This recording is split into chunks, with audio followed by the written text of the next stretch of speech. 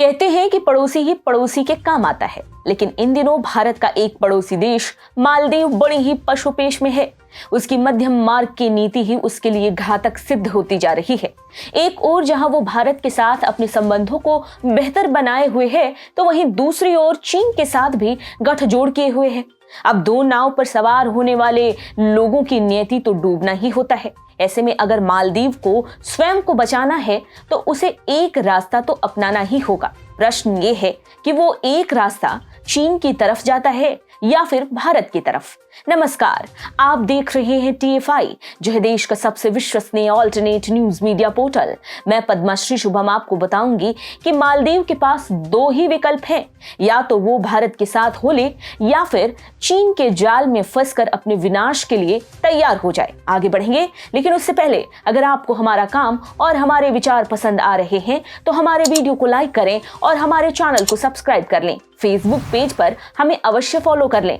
दरअसल मालदीव 1000 से अधिक छोटे छोटे टापुओं वाला देश है और भारत से लगभग 1200 किलोमीटर की दूरी पर स्थित है, और वहां पर अभी मालदीव डेमोक्रेटिक पार्टी यानी MDP की सरकार है, जिसका नेतृत्व राष्ट्रपति इब्राहिम मोहम्मद सोलिह कर रहे हैं। MDP मध्यम मार्ग के विचार पर चलने वाली पार्टी है।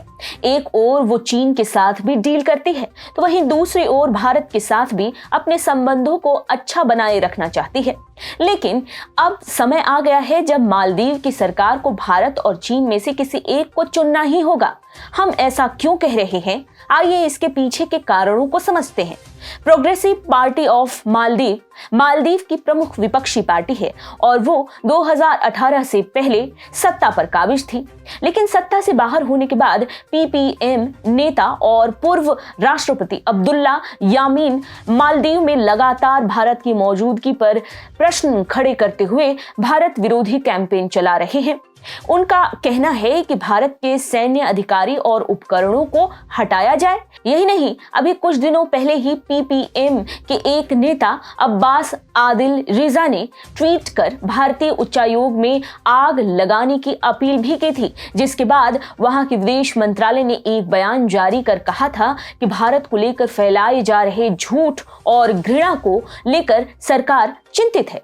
लेकिन सिर्फ चिंता जता देने और ट्वीट करने मात्र से ये मामला नहीं सुलझने वाला है, क्योंकि PPM 2018 से पहले जब सत्ता में थी तब वो चीन से बड़ी मात्रा में सहायता लिया करती थी, और अगर इसे और स्पष्ट कहें तो भर भर के कर्ज लेती थी। इसलिए ऐसा भी हो सकता है कि मालदीव में भारत विरोधी माहौल तैयार कराने के लिए PPM को चीन सहायता दे रहा हो। हालांकि PPM को मालदीव की जनता और दूसरी विपक्षी पार्टियां उतना भाव नहीं दे रही हैं, लेकिन वहां की सरकार को इस बात पर ध्यान तो देना ही चाहिए। इतना ही नहीं, सरकार को PPM जैसी हिंसा फैलाने वाली पार्टियों पर कार्रवाई भी करनी चाहिए।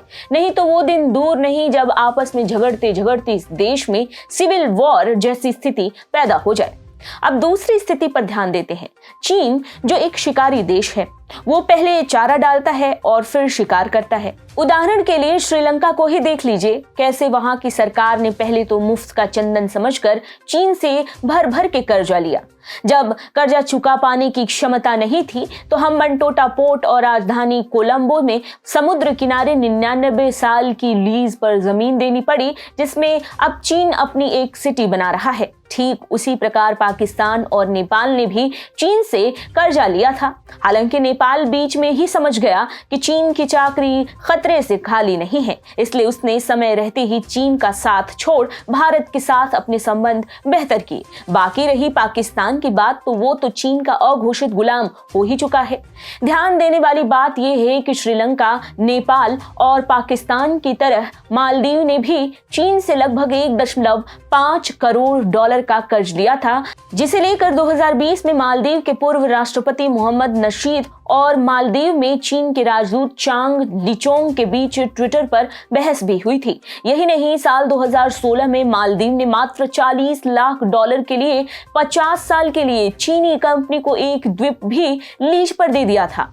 चीन के जाल में फंस चुके मालदीव को समय रहते अपनी विदेश नीति पर गहराई से सोचना चाहिए कि उसे चीन के साथ जाकर दूसरा श्रीलंका बनना है या फिर भारत के साथ रहकर मालदीव बने रहना है।